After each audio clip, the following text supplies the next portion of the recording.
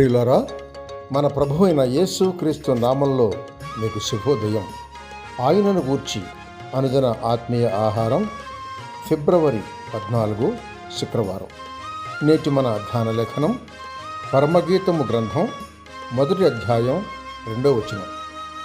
నోటి ముద్దులతో అతడు నన్ను ముద్దు పెట్టుకొనుగాక. ప్రేమనేది లేని నాడు లేవు సృష్టిగాథలు, ప్రియుని మీద ఆనుపనగా లేవు పరమ బ్రతుకులు.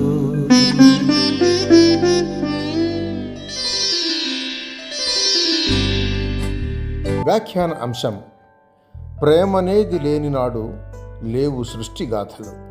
వ్యాఖ్యానాంశం: ప్రేమనేది లేనినాడు లేవు సృష్టిగాథలు. వ్యాఖ్యానం: మన ధ్యాన వచనంలోని మాటలు షూలమ్మెతి మాటలు. సొలొమోను ఆమెను ఎంతగా ప్రేమించాడో షూలమ్మెతి తెలియజేస్తోంది. 1 సమూయేలు గ్రంథం 2వ అధ్యాయం 3వ వచనంలో వర్ణించబడిన అనంత జ్ఞానియగు దేవుడు సర్వ సృష్టిని కలుగజేసి ఆదాము హవ్వలను నిర్మించి వాని నాసికా రంధ్రాలలో జీవవాయువును ఊది జీవంగల నరులుగా చేయడంలో ఆయన ఆ ప్రణాళికలో ఆయన ప్రేమ ఎంతో ఉన్నతమైందిగా కనబడుతోంది. వైవాహిక వ్యవస్థను ఏర్పరిచి భార్యాభర్తల ప్రేమను ఇనుమడింపజేశాడు. ఎంతగా అంటే తన ప్రజలే తనకు భార్యగా, తానే వారికి భర్తగా ఉన్నంతగా. మొదటిగా మనల్ని ప్రేమించినవాడు. కారణం, దేవుడు ప్రేమాస్వరూపి అని 1 యోహాను పత్రిక 4వ అధ్యాయం 8-16 వచనాలు వచిస్తున్నాయి. దేవుడు తన ప్రవక్త అయిన యెషయా ద్వారా 48వ అధ్యాయం 14వ వచనంలో యెహోవా ప్రేమించువాడు అని ప్రకటిస్తున్నాడు. సొలొమోను జ్ఞానాన్ని విని శోధించాలన్న సదుద్దేశంతో అతని రాజ్యానికి వచ్చి అతడు కట్టించిన రాజనగరను, మందిరాన్ని, భోజనపు బల్లను మొదలైనవి ఎన్నింటినో తిలకించిన శేబదేశపు మహారాణి యెహోవా ఇశ్రాయేలీయుల యందు శాశ్వత ప్రేమను ఉంచెను అని వ్యాఖ్యానించింది. 1 రాజుల గ్రంథం 10వ అధ్యాయం 9వ వచనం చదవండి.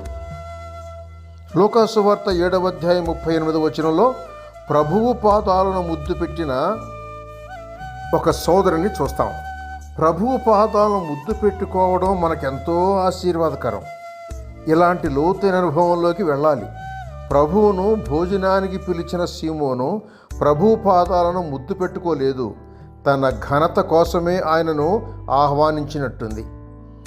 మత్తయి సువార్త 26వ అధ్యాయం 49లోని ఇస్కరియోతు ముద్దు మనకొద్దు. ఒక్క ముద్దుతో అత్తతో సంబంధాన్ని తెగతింపులు చేసుకున్న రూతు గ్రంథం 1వ అధ్యాయం 14వ వచనంలోని ఓర్పా ముద్దు మనకొద్దు.